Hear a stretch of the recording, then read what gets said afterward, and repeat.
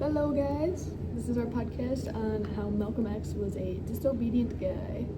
So, Malcolm is one of the most misrepresented people in history due to him being considered an extremist and a radical figure. And while to an extent that is true through Malcolm's background and overall how his practices were at their core, he wasn't really that bad of a guy. They were really necessary to get his message across. But let's get into the background of Malcolm X before we start talking about what leads up to his disobedience. So, Malcolm Little was his actual name. He was born in May 1925 in Nebraska to Earl Little, who was an outspoken Baptist preacher. But the family faced constant threats from the white supremacist groups like KKK and the Black Legion due to Earl's activism in his community. Because of Earl's activism, their house was burned down, and his father was killed. And it was ruled an accident, but it was believed to be a murder by pretty much everyone but the police.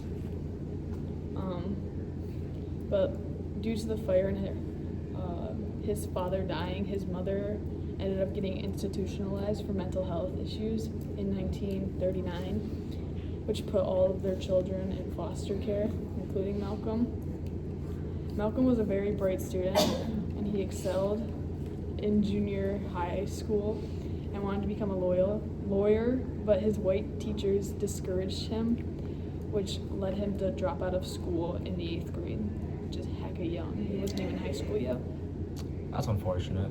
Now, touching up on that, because of all those reasons, Malcolm turned to a life of crime in Boston and New York City, and where he engaged in a lot of bad things like drug dealing, gambling, pimping, and he ended up leading a gang of thieves to commit burglary. Obviously, these aren't really good things, which later led to his arrest in 1946 on an account of larceny and burglary, and he was sentenced to 8 to 10 years in prison. Now, he didn't just spend this time in prison just in his cell crying, because later on he converted to the Nation of Islam, which is going to be a real player in the upbringing and downbringing of Malcolm X himself. That it is. More on the Nation of Islam. It includes elements from Islam and Black nationalism, including the ideas that Black people are the original divine people and that white people were created by a scientist. Yeah. The goal of the Nation of Islam is to improve the social, economic, and spiritual condition of African Americans, advocating for spiritual condition of African Americans, advocating for separation from a white-dominated society, similar to the Back to Africa movement. Yes it A is. little bit of foreshadowing. Yeah. Once he left prison is when he changed his name to Malcolm X, because the X stands for his lost heritage due to slavery. Yes. He was in prison for 8 years. Oh. Yeah.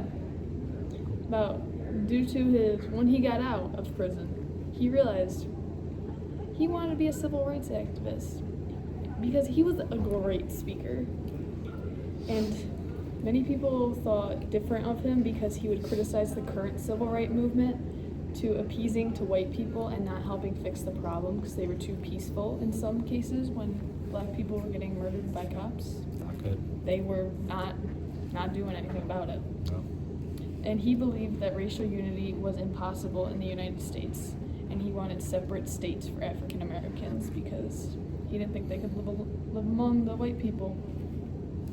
But he believed that the freedom of African Americans should be undertaken in any means possible, which includes violence, which is why people thought he was quite disobedient because people don't like when they use violence. But sometimes it's necessary. In 1963, Malcolm showed Malcolm was questioning his membership in the Nation of Islam due to the leaders of the group having romantic affairs, which is against the teachings of Islam. This conflict between Malcolm and the leader was not good.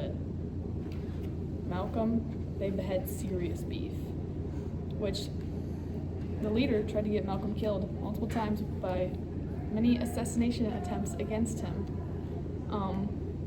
But eventually, Malcolm was kicked out of the Nation of Islam due to his comments on the JFK assassination, which is heck of foreshadowing, because I'll get there. But in 1964, he founded the Organization of Afro-American Unity, which officially converted him to Sunni Islam.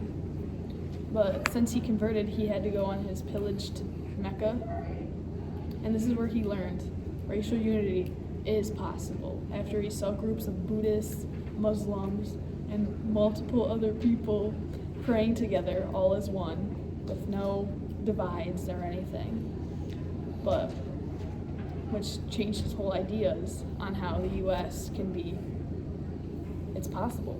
I mean, other countries have done it, but the way he thought now went against what the Nation of Islam was teaching him for the 10 years he was in it. But due to him speaking out against the beliefs of the Nation of Islam, he got assassinated in 1965 by someone in the Nation of Islam. We don't know exactly who, but he was a young lad. He was only 40 years old and had a huge impact on segregation. Although he's not talked about as much as Martin Luther King, because he was violent. He thought violence was necessary in some means. Any means necessary. Yeah. But Martin Luther King, he thought just try to be peaceful and it'll fix it, but it didn't. Both of them ended up dead, same way. Now the real question, how was he disobedient? Well, Malcolm X had a lot of ways that he was disobedient. However, one of them being, and maybe his biggest, is that he refused to accept the laws that he was given in the system if he saw them as unjust. Meaning, he often challenged authority. He exposed injustice and demanded change. Was that he would stay peaceful during it all. Malcolm often openly criticized segregation laws and racial systems. He argued that Black Americans were not morally obligated to obey laws that dehumanize them, which is a very valid claim. Yeah, they shouldn't have to. Another reason why he was disobedient is because he challenged the idea that oppression must remain peaceful. Unlike Martin Luther King, Malcolm believed nonviolence only works when the oppressor is also nonviolent. During the civil rights movements, the cops and other white citizens were often nonviolent, leading to many Black deaths. And he thought that wasn't right. He's like, I don't want that. We have to be violent back. He argued that self-defense was a human right, therefore it wasn't violence when Black people also became violent after the white people killed them. 3. His speeches were often acts of defiance. In his speeches, Malcolm would openly call out white supremacist groups and criticize them, as well as the U.S. government, and expose systematic errors,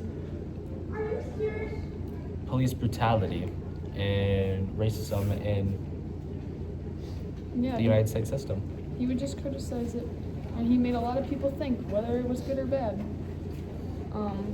But another reason is he reframed civil rights as human rights after he left the Nation of Islam. Malcolm argued that racism in the U.S.